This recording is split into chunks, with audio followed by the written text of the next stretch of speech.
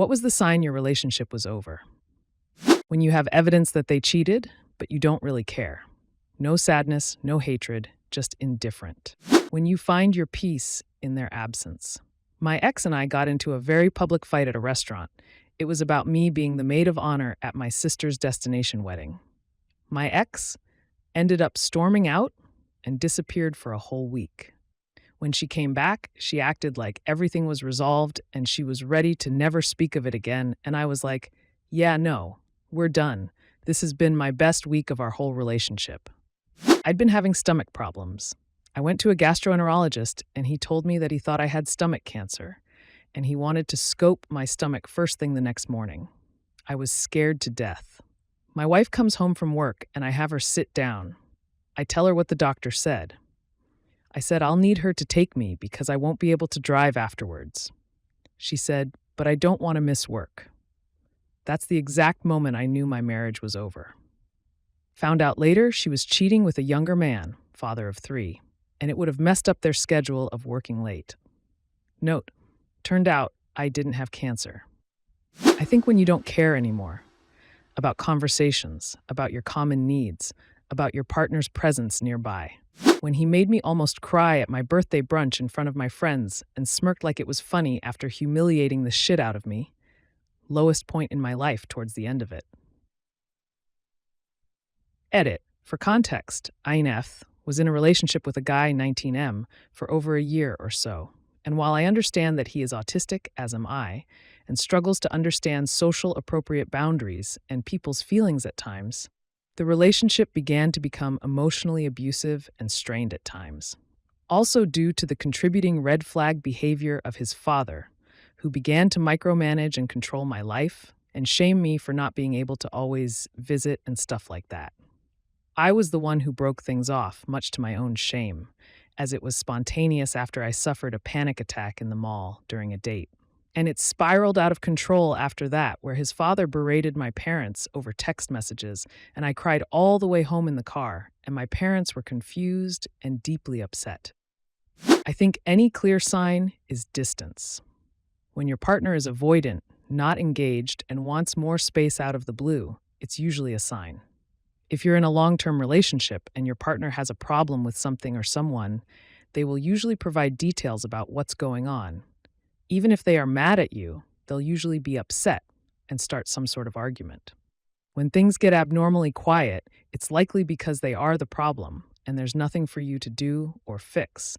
They could also be tired of a repeated issue that is likely not to change. I don't know if it was codependency or anxious attachment, but I feel like my last relationship was chock full of signs that maybe the relationship wasn't working, and I just ignored them. At one point, we had like a check-in and asked each other what they needed more of. I had said I was looking for more emotional availability/support from her. She said she wasn't sure if she was able to provide that. She said she had wanted more of an effort from my part to keep the relationship nourished. I said I'd give it my best, but without my added effort, she didn't feel motivated to provide that additional emotional availability and support's wanting. And without her additional emotional availability and support, I didn't feel motivated to make more of an effort. It felt like constant Cold War tactics between us. When she changed her views on having children, I've always wanted to have a big family, and over the course of the relationship, she really changed her views. It wasn't something we had a big blowout over, just a disagreement on what we wanted for our lives. The exact line which I told her was, "I will always love you, but if we get married, one of us will always resent each other." When I said that to her, we both realized the relationship was over. Amicable breakup, for the best. Whenever I told him I was unhappy and wanted to leave him, he started naming off all the things I had asked from him over our entire marriage. He said, "I want to be better for you.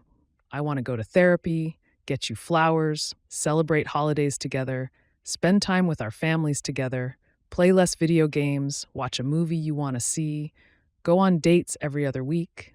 And it made me realize that he had always been listening to me ask for all these things. He had just been actively choosing to not do them for me because he didn't give a shit about me. My ex and I had been together for 9 years, lived together for 8-ish.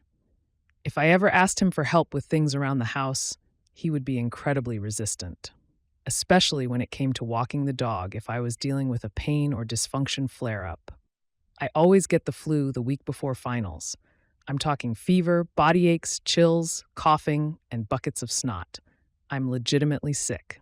Welp, he got home from work and I was on the couch. I was in and out of consciousness throughout the day. The poor dog hadn't been out on a walk in 8 hours. She had to use the bathroom. I asked him if he could take her outside. His response to my request was, maybe the fresh air would do you some good. We were having a cold front. It was 16 degrees out with high winds. I knew it was over then. Sure enough, we ended it a few months later. It wasn't even that he didn't care enough about me that killed any love I had for him. How could anyone resent their partner so much that they'd let a sweet, innocent little dog who loved him remain so uncomfortable just to teach a lesson? What was the lesson he wanted to teach me? That I couldn't depend on him when I was down? Message received.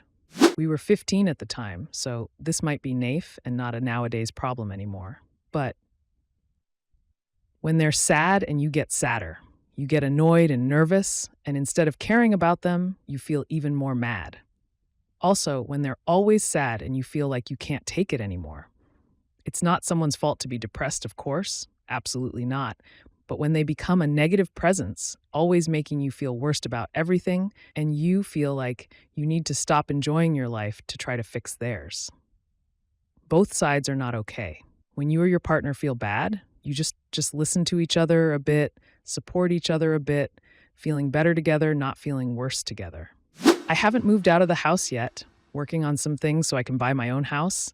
But when I moved into the spare room, the peace that came with just being able to close the door and not have to deal with whatever his idea of relationship work is.